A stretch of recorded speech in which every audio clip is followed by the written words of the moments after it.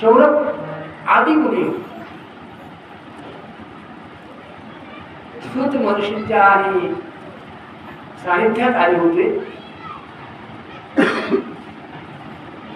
समोर सूत महर्षी समोर बसले असणारे शौनकादी मंडळी बसलेले होते आणि सूत महर्षींना शौनकादी ज्ञानी प्रश्न केलाय, हे सूत मुने, आपण सर्व पुराणांचं अध्ययन केलेलं आहे, आपण सर्व असणार ते रहस्य असं संपूर्ण आणि व्यास महर्षीकडून सर्व ग्रहण केलेलं आहे. आपण या नैमिषारण्यामध्ये आम्हाला काहीतरी थोडं पुराण आम्हाला सांगा महाराज. जे श्रवण केल्यामुळं आमचं अज्ञान नाहीसं होईल, आमच्या जीवनामध्ये ज्ञान आणि आम्हाला मिळेल.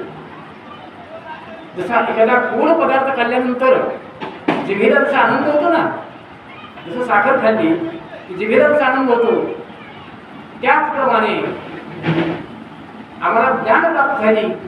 त्या ज्ञानामुळं आम्ही भगवंताचं नामस्मरण करू शकू. कसं करायचं नामस्मरण हे माहीत नाही, आम्हाला ज्ञात नाही. मग त्याकरता आणि व्यास आणि सूत महर्षी जे आपण काही ऐकलेलं असणारं पुराण आहे, त्या पुराणापैकी आणि महाराज आम्हाला काहीतरी असणार आहे पुराण सांगा. आपल्याला आम्ही अशी विनंती का करतो, का कारण आहे? आपण संत महात्मे आता आपल्याकडून वाईट गोष्ट कधीच मिळणार नाही महाराज. आपल्याकडून जर भेटत तर 100% सद्गतीला प्राप्त होईल माणूस. आशेत असणारी वाक्य तुमच्या कानातून पडते, म्हणजे तुकातून पडते, आणि ते आम्ही श्रवण केले की आम्हाला मोक्ष प्राप्त 100% होईल.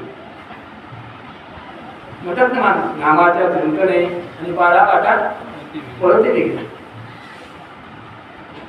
तुम्ही आणि ते आणि जे भगवंताचं चिंतन आहे ते आम्हाला सांगा.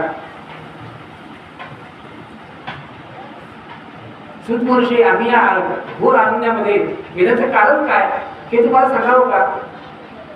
या घोर अरण्यात येण्याचं कारण एकच आहे, आम्ही कलियुगाच्या भीतीमुळं व्याकुळ होऊन आणि या नैमिषा अरण्यामध्ये चालू करतो. त्या कलीचा प्रभाव आमच्यावर पडू नये, फक्त एवढंच कारण आहे आमचं. म्हणून आम्हाला असं वाटतंय की आम्ही भगवंताच्या नामस्मरणामध्ये, भगवंताच्या चिंतनामध्ये जर आम्ही राहिलो तर 100% आणि आमचे जे काही पाप आहेत ते निघून जातील. हे खरंच आहे ना महाराज.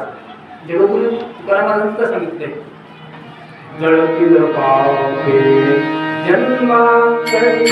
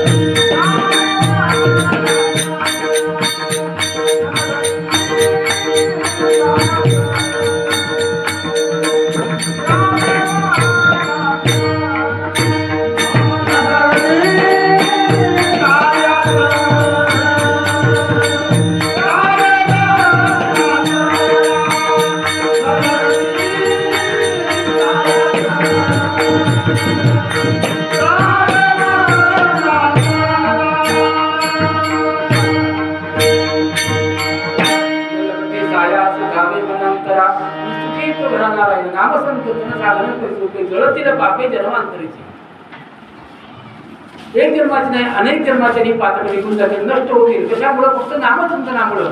आणि ते नामचिंतन महाराज सुत महर्षी तुम्ही आणि व्यास महर्षीकडून म्हणजे तुमच्या गुरुकडून तुम्ही असणारी पूर्ण हे श्रवण केलेलं आहे.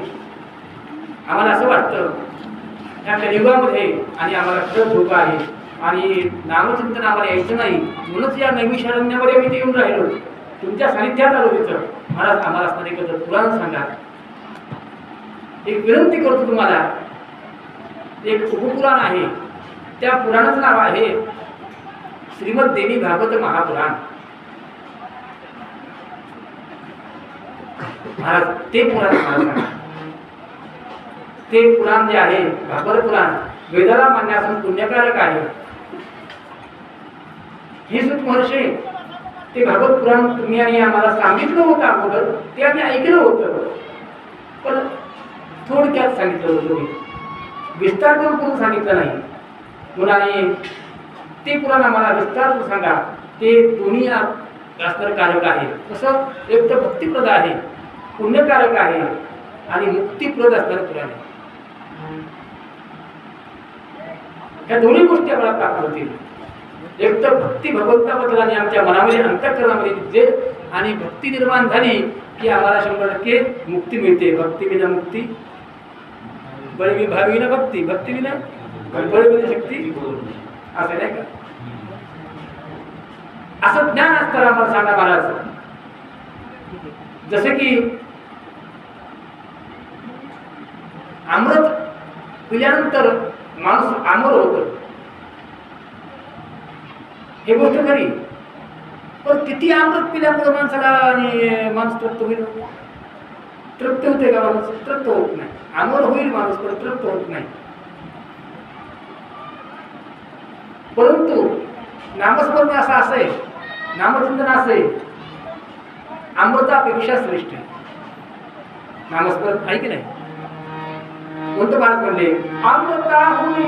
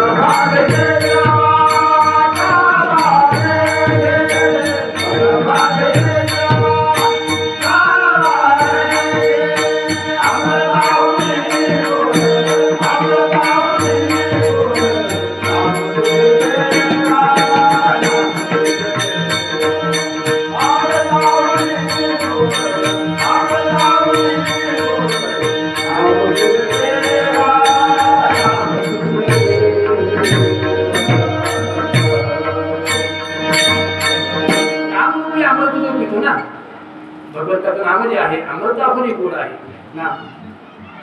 ते अमृत नाम अमृत जे पितात ते तृप्त होतात. अमृत पिल्यानं माणसाला तृप्ती होत नाही, पण नामामृत पिल्यानं नाम अमृत संजीवनी ते घेतलं की माणूस तृप्त होतो. तसं आतापर्यंत आम्ही पुराण ऐकले असते कदाचित, संक्षिप्त रूपात ऐकली, विस्तारपूर्वक आम्ही ऐकली नाही. मग हे श्रीमद देवी भागवत महापुराण जे आहे ते आम्हाला विस्तारपूर्वक सांगा महाराज. ते सेवन केलं की खरंच आणि आम्हाला तृप्त आम्ही होतो ते पुराण सांगा. यज्ञाचा विषय सांगतायत. 1000 यज्ञ केले, जेवढे आपण यज्ञ केले तेवढ्या यज्ञाचं फळ तितके वर्ष माणसाला स्वर्गात राहता येईल. कुठपर्यंत? जितकं आपण पुण्य केलं तितके वर्ष तुम्हाला स्वर्गात राहता येईल. पण माणूस काय आयुष्यभर यज्ञ करत राहतो का? साधं सांगून तितकी भेटते का? राजा जरी झाला, राजा किती वर्ष राजा असतो? काही मर्यादेपुरत. त्यानंतर त्याला काय दुसऱ्या वर्षाच लागतं. मग यज्ञ संपलं, मग किती वर्ष माणूस सेवा करू शकतो? काही मर्यादित काळापुरती. मग तेवढ्या सेवेपुरतच माणसाला आणि स्वर्गात राहता येईल. आणि पुण्य संपलं की जोपर्यंत पुण्य तोपर्यंत स्वर्ग, आणि स्वर्ग पुण्य संपलं की पुन्हा पुनरपी जननम पुनरपी मरणम, पुन्हा असणार आलंच का? यावंच लागतंय मला जन्माला. जन्माला 100% पुन्हा पुन्हा पुन्हा पुन्हा यावंच लागतंय. पुण्य संचय आहे तोपर्यंत ठीक आहे. पुण्य संचय संपला की पुन्हा असणार आपण जे काही बाकीचे काही काम केले असतील आणि सगळा माणसाचा जीव सध्या तरी म्हणतो सध्या रममान माणसं जास्त संसारात रममान येतं. परमार्थ कमी व्हायलाय, अन्नदान व्हायला सगळीकडे खूप सारे सगळीकडे सगळ्या गोष्टी व्हायतात, पण परमार्थ जरा कमीच पडायला माणसाचा. दिसायला खूप दिसायला की आम्ही इतकं करायचं, तो व्हायला असं व्हायला असं व्हायला तर व्हायला. हो नाही नाही, देवाचे फार वाढलं हो. धार्मिकता फार वाढली, धार्मिकता वाढली, बोलतो बरोबर आम्ही धार्मिकता वाढली, पण अंतःकरणातून धार्मिकता सध्या तरी मला वाटतं असं कमी झाली थोडी. आणि जितकं पुण्य आहे तिथपर्यंत माणसाला सुख, आणि पुण्य संपलं की जन्म घेणे लागे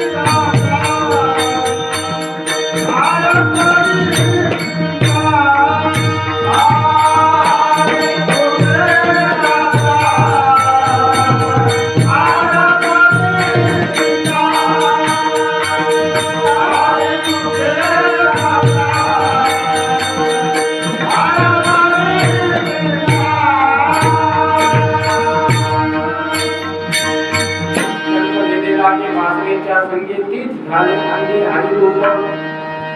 100% पुण्यक्षय झाला की 100% पुन्हा जन्म घ्यावाच लागतो. हे संसार चक्राचं भ्रमणच आहे.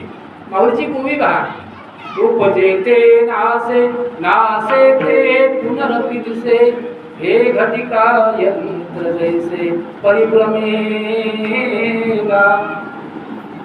अर्थात कालचक्रात ह्या ज्ञानाशिवाय माणसाला मुक्ती कधी मिळत नाही. म्हणून सूक्ष्मर्षे सर्व रसांयुक्त मुक्तिप्रद पुण्यकारक आणि मुमुक्षुला म्हणजे मनुष्याला प्रिय असणारं हे जे श्रीमद देवी भागवत महापुराण आहे ते पुराण आणि महाराज सूक्ष्मर्षे आम्हाला सांगावं. आमची फार तळमळीची इच्छा आहे. श्रीमद देवी भागवत महापुराण आमची फार ऐकलेली इच्छा आहे. ते पुराण आणि महाराज आम्हाला सांगा असं म्हटल्यानंतर आणि सूक्ष्मर्षी आणि समोर बघितलं, त्यांना इतका आनंद झाला, इतका आनंद झाला. परमात्मा क्षेत्रामध्ये एखाद्या साधूला परमात्मा समोर दिसावा, समोर परमात्मा दिसला की त्याच्या अंगातून असणाऱ्या अंगाला रोमांच येतो, कंठ सद्गरित होतो आणि भगवंताला काय बोलावं हे सुचत नाही. भगवंता जेव्हा दिसतो एकदम पाहत राहतो, त्याची अवस्था अशी होते की देव समोर आहे. आता मी देवाला काय मागू, मी देवाला समोर देव आहे, मी बघत राहतो सारखा भगवंत राहतो. त्याप्रमाणे आणि भक्त आणि देवाच्या संदर्भातला विषय संत या ठिकाणी दोन्ही आहेत. हे शौनक ऋषी सुद्धा काही साधारण नाहीत. शौनकाधिक आधी मुनी त्यांना काही ज्ञान नव्हतं का, त्यांना काही ज्ञान नव्हतं का, पण परमात्मा स्वरूपातला प्रश्न केला, धार्मिक जेणेकरून मला ज्ञान होईल असा प्रश्न केला. आणि तो प्रश्न ऐकून भक्तिप्रद आणि मुक्तिप्रद असणारा असा प्रश्न तो ऐकून सूत महर्षीला इतका आनंद झाला, इतका आनंद झाला की सूत महर्षी पाहत राहिले. सगळ्यांनी सूत महर्षीला सगळे शौनकाधिक मुनी साष्टांग नमस्कार केला आणि सूत महर्षींच्या डोळ्यावर चेहऱ्यावर आनंद पाहून त्यांना सुद्धा एक प्रकारचा आनंद वाटला. ते म्हणायला लागले 100% आपल्याला उत्तर आम्ही मिळणार. सूत महर्षी इतकी आनंदित दिसत आहेत, इतकी आनंदित दिसत आहेत की आपल्याला संपूर्ण कथा ऐकायला मिळणार. सूत महर्षीला आणि सांगायला वेळ होता, श्रोते मंडळीला त्या काळामध्ये शौनकाधिक मुनीला ऐकायला वेळ होता. आता आपल्या इथं जेवढे काही येते तर ज्यांना ज्यांना वेळ आहे ते येतील उद्यापासून. ज्यांना ज्यांना वेळ आज आहे ती आज बाजू मंडळीत आलेलीच आहे. आणखी उद्या संख्या वाढल, परवा संख्या वाढल, वाढणार 100%. असो सूत महर्षी आणि शौनकाधिक मुनीला सांगतायत, हे महात्मन, आपण जो प्रश्न आधी केला त्या प्रश्नाप्रमाणे आणि तुम्हाला मी श्रीमद देवी भागवत महापुराण जे आहे ते सांगतो. अध्याय पहिला संपला, दुसऱ्या अध्यायाला सुरुवात झाली. पहिल्या अध्यायामध्ये प्रश्नच आहे शौनकाधिक मुनींचा आणि दुसऱ्या अध्यायाला सुरुवात झाली. सूत महर्षी आणि शौनकाधिक मुनीला सांगतायत, ब्रह्मदेव ज्यांचं नित्यपूजन करतात त्या सर्व योजनांचं राजा त्यांच्यामुळे मुक्ती मिळते अशा त्या भगवंताच्या चरणकमला माझा साष्टांग नमस्कार असो. भगवंताने वंदन केलं, मनामध्ये भगवंताचा स्वरूप आणलं आणि समोर आणि शौनकाधिक मुनीने पाहिलं आणि सांगायला लागले, वेदांच्या ज्या ज्या श्रुती आहेत त्यांना त्या श्रुतीमध्ये जी विद्या आहे आणि आद्यशक्ती आहे, जी सर्वत्र आहे, सर्व व्यापी आहे, जी सर्वांच्या अंतःकरणात राहते, अशी जी की ऋषीमुनींच्या ध्यान योगाने तिचं स्मरण जरी नुसतं केलं तरी ती आणि प्रत्यक्ष होऊन आणि ऋषीमंडळीला अर्थात सर्वांना जे जे जे चिंतन करतात भक्तीनं त्यांना सर्व सिद्धी भव म्हणून आशीर्वाद देते. अशा जगदंबेला आणि साष्टांग नमस्कार असतो. सूत महर्षींना त्या देवीला आणि साष्टांग नमस्कार केला आणि सांगतात, जिच्यामुळं सर्वत्र सगळीकडे काय आणि जे काही होतं ते तिच्यामुळेच होतं. त्या जगदंबेचं मनामध्ये स्मरण केलं आणि सूत महर्षी सांगायला सुरुवात करायला लागली. ही जी सृष्टी निर्माण झाली, ही सृष्टी निर्मिती म्हणजे कशी झाली, केव्हा झाली, तिचं स्वरूप काय, आधी होतं का कुठं काही, हे सर्व आणि सांगायला सुरुवात केली. सद्गुरू सांगतात ब्रह्मांडाच्या उत्पत्तीचं मूळ म्हणजे ही आदिमाया, तिच्यातच असणारे भगवान विष्णूची उत्पत्ती, विष्णूच्या नाभिकमलापासून ब्रह्मदेवाची उत्पत्ती, आणि असाच क्रम होत गेला. आता ही जी शक्ती आहे,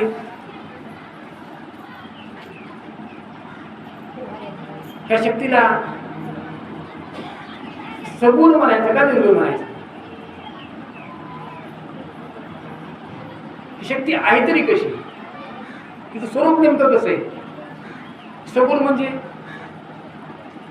दिसणारी वस्तू आहे की नाही, आणि निर्गुण म्हणजे न दिसणारी. सगुण म्हणावं तर स्वरूप पाहायचं कसं? आपण चित्र डोळ्यासमोर जसं आणतो तशा स्वरूपात ती आपल्याला दिसत. मग तशीच आहे का ती? तुमच्या मनामध्ये जसा देव पाहायला तुम्ही, तसाच देव दिसत. तुम्हाला उद्या सांगितलं की अमुक अमुक देवा भगवान महाविष्णूचा आणि फोटो दाखवायचा तुम्हाला प्रयत्न केला आणि एखाद्या व्यक्तीचा फोटो केला की असे भगवान महाविष्णू दिसतात, तुम्ही त्या स्वरूपात ध्यान करत असतात तर भगवान विष्णू महाविष्णू तुम्हाला त्या स्वरूपात दिसते. जसं तुम्ही ध्यान करताल तसा देव तुम्हाला दिसत. असं नाही की आता आपण फोटोमध्ये जे देव बघतो की असा देव आहे म्हणून तसंच आपण स्वरूप मानतो. कोणी फोटो केला, हे कोणाचा फोटो हो, म्हणजे भगवान महावीरचा फोटो आहे, हे कोणाचा फोटो आहे, पांडुरंगाचा फोटो, हे कोणाचा फोटो आहे, अंकदेवाचा, हे महादेवाचा, हे अंका, हे तंका. तुम्हाला जे फोटो पाहिले तुम्ही आतापर्यंत त्यावर तुम्ही म्हणणार की हा असा देव दिसतो, आणि तशा स्वरूपात ध्यान करून तुम्ही म्हणणार की हा देव असा आहे.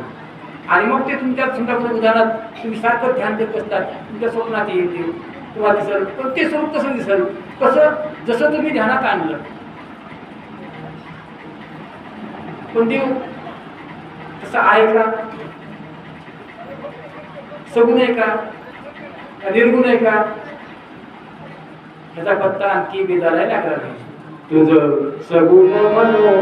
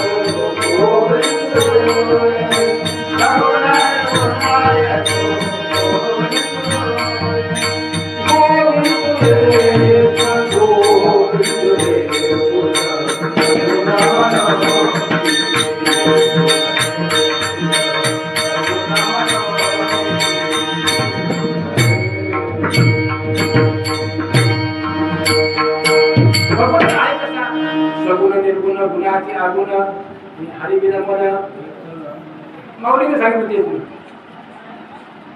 मग अशी शक्ती ती शक्ती दिसती का? नाही दिसत. नाही दिसत दिसती आपल्या समोरच आहे. नाही का? मग समोर आहे, दिसती का?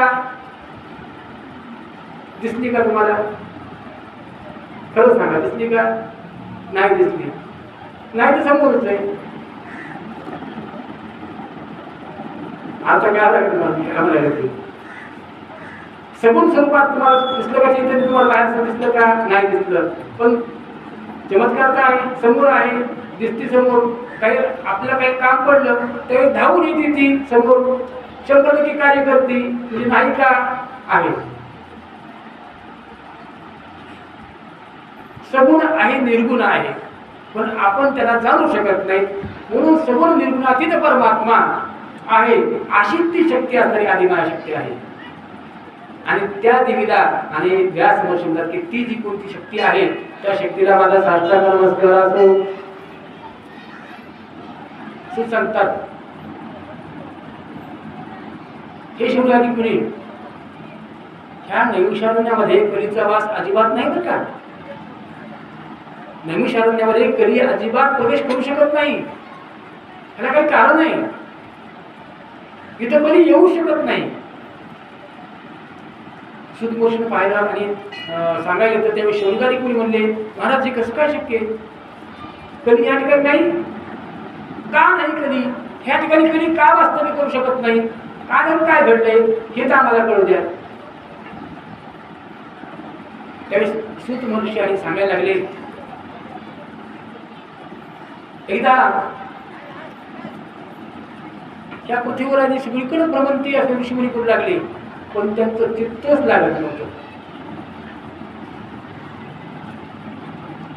सगळीकडे फिरायचं पण असं स्थिर मनच होईने गेलं. पण असं बसावं तरी कुठं, देवाचं नाव घ्यायचं आपल्याला, पण बसायला जागा बसलं की कोणतरी यायले, हो देवा, ती बिचारी झाली स्थिती. माणूस तिकडे पाहते, मग कुठं बसायला जागा नसते नाही. बरं बसलं ती भूमी जी आहे, भूमीमध्ये काही दोष येतो. हिरण्याक्ष, हिरण्यकश्यप हे ज्यावेळेस मारले होते त्यावेळेस स्थिती. आता तिथं विशेष तो नाही आता, पण तुम्हाला मी सांगायला पृथ्वीमध्ये दोष आहे. पृथ्वीवर त्या मधुकैटभ नावाचे देवीन दैत्य मारले, त्याचा सुद्धा त्या ठिकाणी मेद पडला आहे या पृथ्वीच्या मातीमध्ये. म्हणून माती अप्रिय आहे, माती खात नाहीत. माती का खाऊ नये. आणि आजकाल तर विकायला माती की बाबा लोकायला खायला, काय अवघड आहे.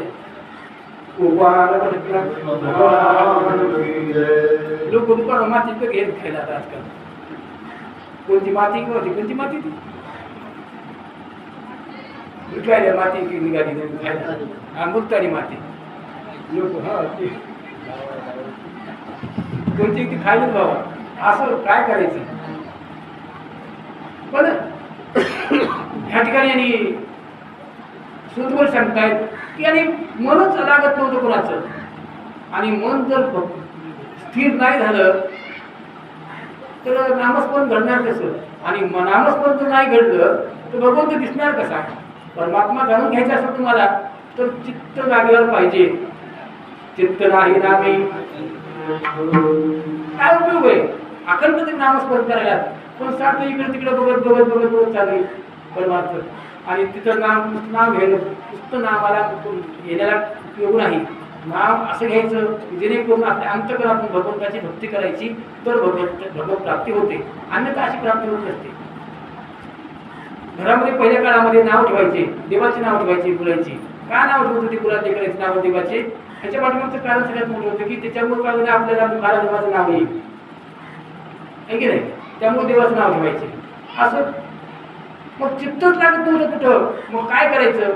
मग त्यावेळेस ऋषी मिळून ठेवलं म्हणजे असं नाही. आता आपलं इथे चित्त लागत झाले, मग चित्त कुठतरी स्थिर होण्यासारखी जागा असेल ना कुठतरी, पण आपल्या सापडत नाही कुठे जागा काही नाही. ते तिचा शोध घ्यायचा आपल्याला. आता तिचा शोध घेण्याकरता सगळे म्हणजे आता असं करून म्हणले आपण ब्रह्मदेवाकडे जाऊ.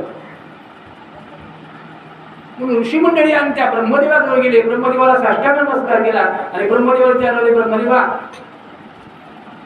अशी जागा दाखवा पृथ्वी तलावर की ज्या ठिकाणी मन स्थिर होईल आणि आम्ही चिंतन भगवंताचं करू शकू. त्या काळामध्ये आणि ब्रह्मदेवाने एक मनोमय नावाचं चक्र खाली सोडलं आणि त्या चक्राच्या पाठीमागा ऋषी मंडळी येत लागली. आणि ज्या ठिकाणी त्यांनी सांगितलं होतं त्याची आणि नेहमी तुटून पडल त्या ठिकाणी 100% तुम्ही थांबा. तिथं त्या ठिकाणी कलीचा वास नाही. आणि तिथं तुमचं चित्त शुद्ध म्हणजे 100% चित्त लागतं नामस्मरणामध्ये. म्हणून ती जागा दाखवली. आणि ते मनोमय नावाचं चक्र सोडलं, त्याच्या पाठीमागे ऋषीमंडळी आले आणि ज्या ठिकाणी नेहमी त्या चक्राची तुटून पडली त्या ठिकाणी ऋषीमंडळी बसली आणि ध्यान करू लागले. त्यावेळेस त्यांना 100% परमात्मा आणि समोर त्यांच्या दिसू लागलं, त्यांना ध्यान लागायला लागलं आणि समाधीस्थ आणि समाधी त्यांना लागायला लागली. अगदी आनंद झाला. हेच ते निमिषारण्य. सुतमनुष्य सांगतायत, आपल्या इथं सांगून झालं मी, आपण दंड कारण येतं आपलं हे जे आहे ना, आपण जे तिथे आपण सध्या हे दंड कारण आहे. ते जे सुतमनुष्य थांबले होते ती जागा म्हणजे नैमिषारण्य. नैमिषारण्य ते सुतमत सांगतात की हेच नैमिषारण्य, ह्या ठिकाणी कलेचा वास अजिबात आणि नाहीच बरं का.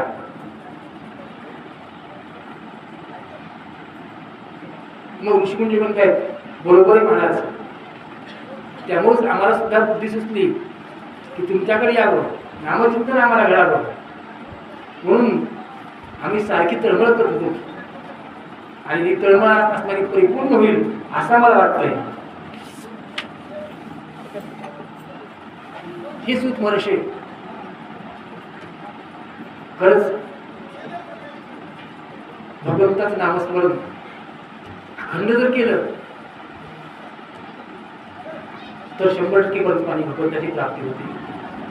म्हणून देवाचं नामस्मरण असा क्षण सुद्धा वाया घालत नाही, असा मिनिट सुद्धा वाया घालायचं नाही.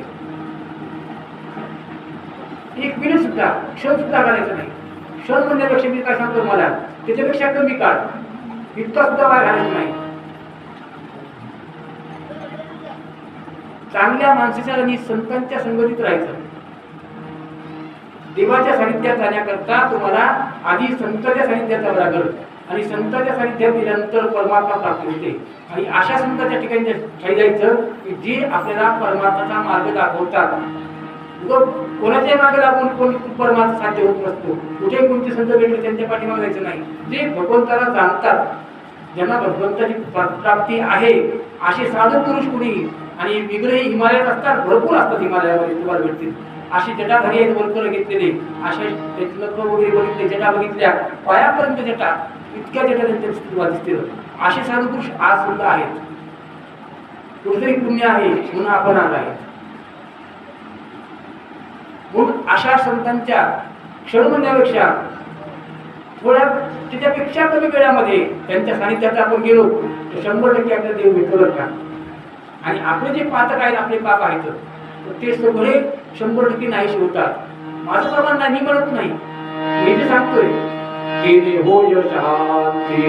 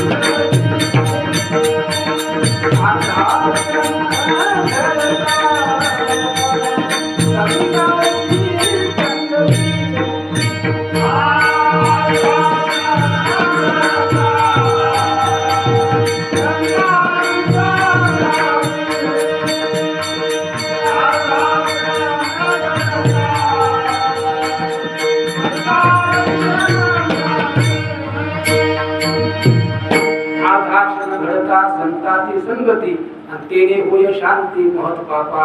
महत पाप म्हणजे मोठं पापातलं पाप निघून जाते. किती वेळ संताची संगती राहिल्यावर अर्धा क्षण घडता. क्षण म्हणजे किती हो माणूस, क्षण म्हणजे काय नाही आम्हाला. क्षण म्हणजे मिनिटाचा 10वा भाग, पापणी हालायचा 10वा भाग, त्याला क्षण म्हणतात. पापणी हालायचा 10वा भाग म्हणजे क्षण. आणि त्यातला निम्मा अर्धा क्षण.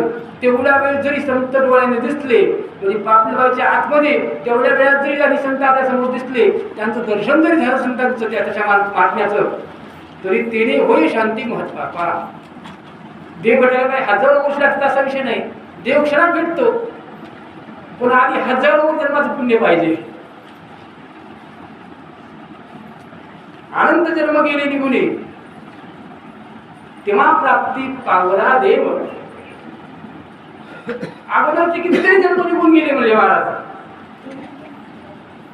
आणि त्यानंतर भगवंताची प्राप्ती झाली. हे केव्हा होतं असं की ज्यावेळेस क्षण समाधी लागते त्याच काळामध्ये भगवंताची प्राप्ती होते. पण ती क्षण समाधी लागायला अशी हजारो जन्म अगोदर घ्यायला लागते. असो आयुष्यामध्ये भगवंताचं नामस्मरण हे अखंड ज्यावेळेस माणूस करतो 100% परमात्मा प्राप्ती आणि होत असते. असो या अरण्यामध्ये नैमिषारण्यामध्ये तुम्ही आलात, तुम्हाला मला जेवढं काही सांगता येईल सुखमन सांगतायत, जेवढं काही तुम्हाला आणि कथन सांगता येईल, जे की माझ्या सद्गुरूंनी मला सांगितलेलं आहे ते कथन तुम्हाला मी आणि जसं सांगता येईल तसं सांगायचा प्रयत्न करतो. सुखवर्षी सांगतायत शोधीबाई मुलीला आणि अगदी अगदी आनंद झालाय. सगळे आणि हजारो आणि शरीराचे असतात त्यांनी कार्य केले तर सर्वांगाचे कार्य म्हणायचे, सर्वांगाचे कार्य केले तर, आणि ती कथा ऐकण्याकरता आतुर झालेली आहे मंडळी. ती भगवश्रीमधील भागकथा आणि सगळे ऐकतायत. सुखवर्षी सांगतायत भगवंत वाचून या जगामध्ये चालणारा कोणीच नाही महाराज. ह्या संसार सागरामध्ये तरुण द्यायचं असेल तर फक्त एकच आहे, अहर्निश सदा परमार्थ पालन ठेवावा आडमाई त्यातून काढील तोची ज्ञानी खरा तारी तुझी आसी. अहर्निशी सदा भगवंताचं नामस्मरण असणे अखंड असणार करावं. या संसारामध्ये मन गुंतू द्यायचं नाही, पण असं कोणीच नाही. अशी बरेच आणि टक्केवारी जर पाहिली तर अशी कित्येक आहेत की सगळे आणि संसाराच्या आपत्तीमध्येच घरी गुंतून जातात. बरेच जण म्हणतात की नाही नाही नाही मला लग्न करायचं नाही, मला संन्यासी व्हायचंय, मला इकडं नकोच, हे मार्गच नको नको नको, मी मला निघून जातो, मी मला इकडे हे करतो विचार, आम्हाला भगवंताचं नामस्मरण करायचे. अशी खूप जण झाली पण त्यांना जमलंच नाही. बरेच अलीकडच राहिले, रुकले. काही जण घरं सोडले आणि घरं सोडून वनात जायचा प्रयत्न केला, वनात जाऊन राहिले आणि भीतीनं व्याकुळ होऊन आणि काय केलं म्हणजे भीतीनं व्याकुळ होऊन पुन्हा घरी आले. दिवसभर आणि कस्तरी मन लागलं, संध्याकाळी काय बिंचुबाळांचे साप बिंबे काय चावते काय अशी भीती वाटून पुन्हा घरी निघून आले. त्यांना देव प्राप्त झाला का नाही. अशी अशी कशी भीतीमुळे परमात्मा प्राप्ती कशी होईल. अहो तुम्ही जर पाऊल टाकला घराच्या बाहेर, तुम्ही घराच्या बाहेर पाऊल टाकला तर आपण असं करायचं की म्हणजे आता भगवंतावर सगळं भार टाकू. तुका म्हणे घालू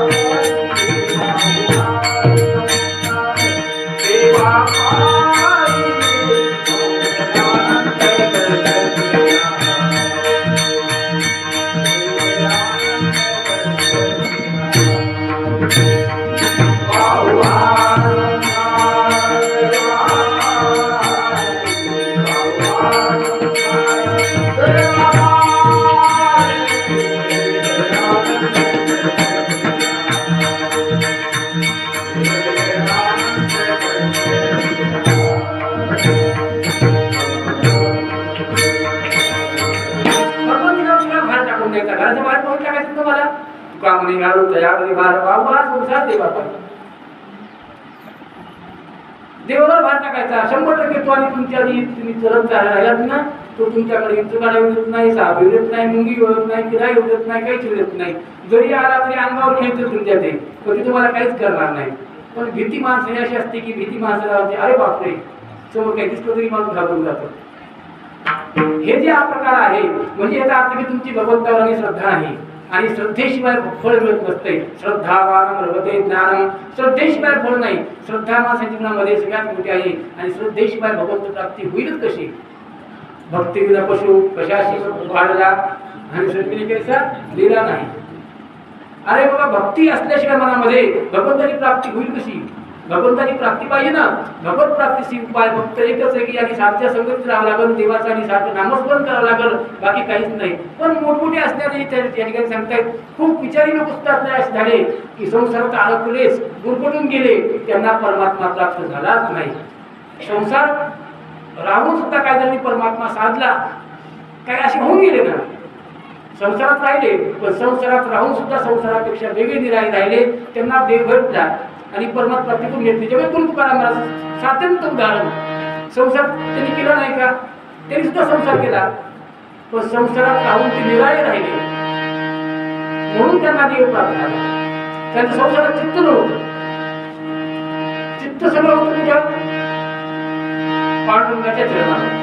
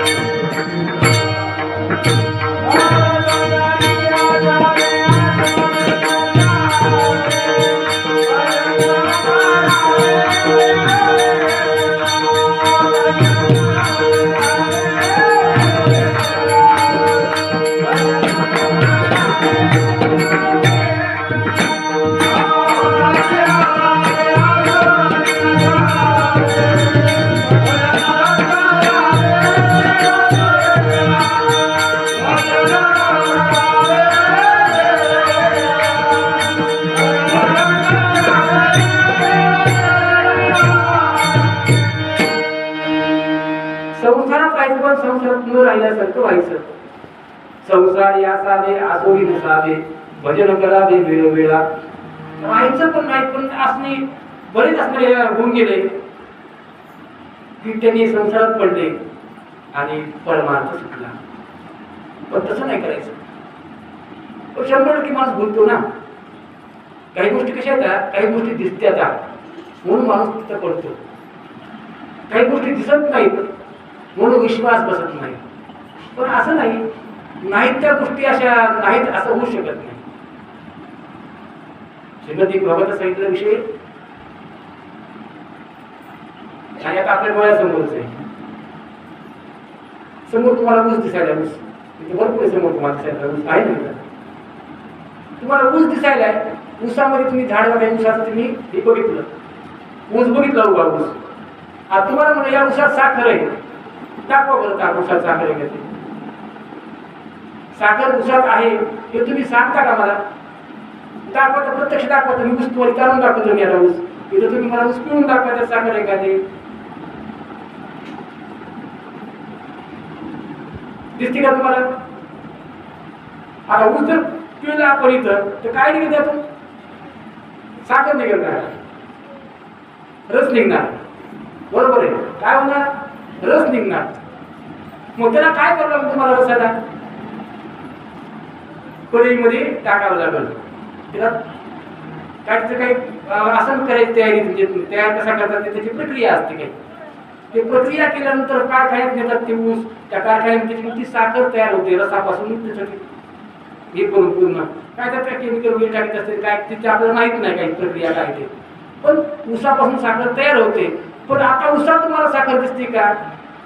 नाही. म्हणजे याचा अर्थ ऊसातून साखर होत नाही का? होती. बरोबर आहे. आपण गुळ प्रक्रिया आपण पाहतो नाही, आपल्या समोर होतं ना तयार केली होती.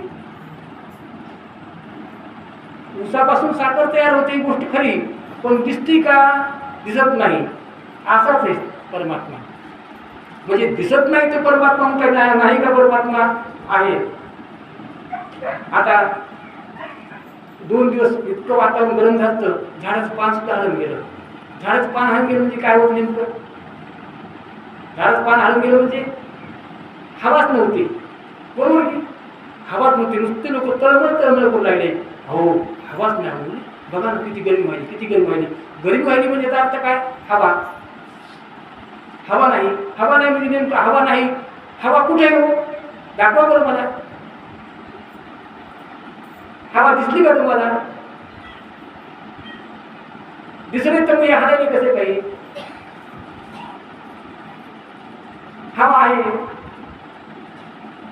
काही अनुमान प्रमाणाप्रमाणे गोष्टी असतात, काही ज्ञात गोष्टी, दिसायच्या गोष्टी, दृश्यमान आणि अदृश्यमान, त्या स्वरूपाचा विषय. एखादा गारुडी असतो, तो खेळ करतो, असे बाहुले नाचण्यासाठी दिसतात. काही त्याचे समोर दाखवतो, ज्यातून जे खेळ दाखवतो ना आपल्याला, तिथं वस्तू समोर दिसत नसते आता, आणि समोर दाखवतो. आता माझ्याकडे काय आहे का? काही नाही. हा बघा 10 लोक लगेच तो दाखवतो. गारुडी दाखवतो का नाही? जादूगार वगैरे असे. म्हणजे आहे का? नाही. आणि आहे नाही तर आहे दाखवायला तो. तसंच आणि जगतामध्ये जगताभास हा जे आहे दृश्यमान संसार आहे. म्हणून ज्ञानी पुरुष सुद्धानी अडकले दृश्यमान संसारामध्ये, आणि अज्ञान म्हणजे जो दिसत नाही अदृश्यमान जो आहे परमात्मा, त्याला विसरून गेले. आणि कलियुगात तीच जास्त झाले की कलियुगामध्ये लोक असणारे आपले वरच्याच रंगाला बोलले. म्हणून या ठिकाणी तुम्हाला आले की काय बोलला असे भरली या रंगा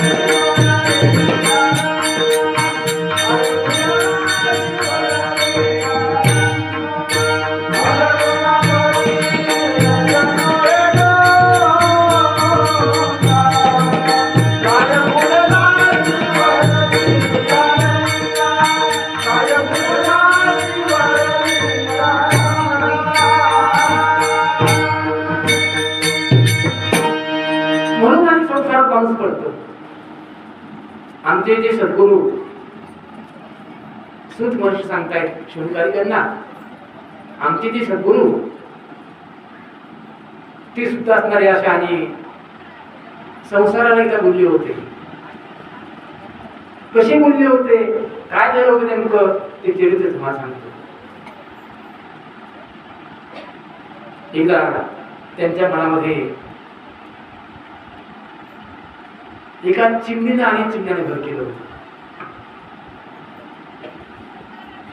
आणि त्यांना संसाराबद्दल मोह निर्माण झाला. सूत महर्षी सांगतायत त्यावेळेस शौनिकादी मुली विचारतायत,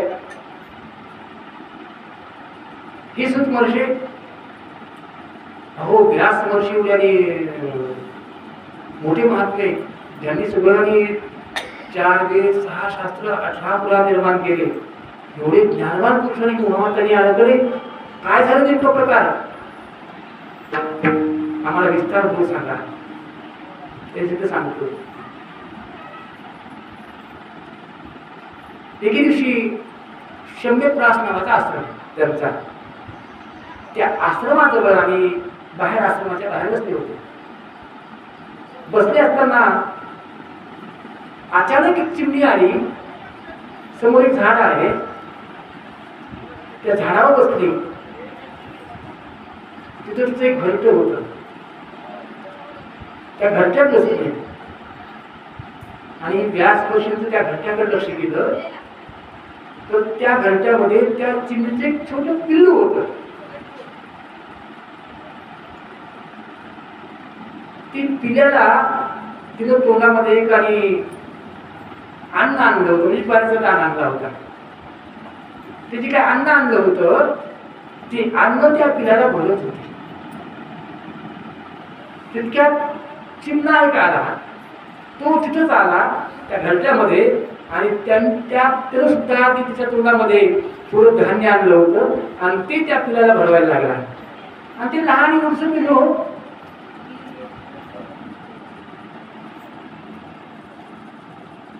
गाढवा जरी बघितलं आपण लहान तरी ते गोंडसच दिसतंय. ते पहा, माझं प्रमाण नाही. गाढवाचे दाणे पाहिलं ते लहान कोणी असतात कसंही लेकरू असतात. लहानपणी लेकरू चांगली दिसते, मोठी कोणती दरोडे का होईने, पण लहान लेकर कोणाचे कसे असतात. लेकरू ते लेकरू कोणाला घ्यावंच वाटतंय. म्हणजे पक्षी असो, पशु असो, मनुष्य असो, प्राणी असो, कुठलेही असो, लहान दिसणारं जे आहे ते चांगलं दिसते स्वरूप. तसं व्यास शिकावं लागले. ते चिमणी आणि चिमणा त्या दोघांनी त्या पिल्ल्याला बाहेरून धान्य आणलं. त्या घरट्यामध्ये ते पिल्लू आधी बसलेलं वाट पाहत होतं, सारखी वाट पाहत होतं. आणि ते धान्य त्या पिल्ल्याच्या मुखात टाकलं. भक्तांच्या मनामध्ये सुद्धा असंच असते बघा. देव दिसू नये माणसाला, देव दिसू नये संतांना आणि देवाची भेट होऊ नये. आतुरतेनं तळमळ आणि ते पाहतात. कधी भेटेल रघुपती, कधी भेटेल रघुपती, मजला सांगवा. देवाची आतुरतेनं वाट पाहतात, आतुरतेनं. तशाप्रमाणे ते पिल्लू सारखी वाट पाहत होते. आणि ते पिल्ल्याला घास भरवला. इतका आनंद झाला त्या पिल्ल्याला. पिल्लू चिव चिव चिव चिव चिव चिव करायला ना सारखं होती, मला घास पिल्ला कवघार कवघार कवघार. तृप्त झाला पिल्लू. आणि दोघांनी त्या पिल्ल्याकडे पाहिलं. दोघांना आनंद झाला त्या पिल्ल्याला घास भरवताना. त्यांनी पाहिलं म्हणजे काय आनंद आहे संसारामध्ये. खरंच आनंद आहे संसारामध्ये. आणि ह्या संसारातल्या आनंदाला त्यांनी पाहिल्यामुळं त्यांना वाटलं की खरंच संसाराचा आनंद आहे. संसारात आनंद आहे का? हा, संसारामध्ये आनंद आहे का? संसार कसा आहे? दुःख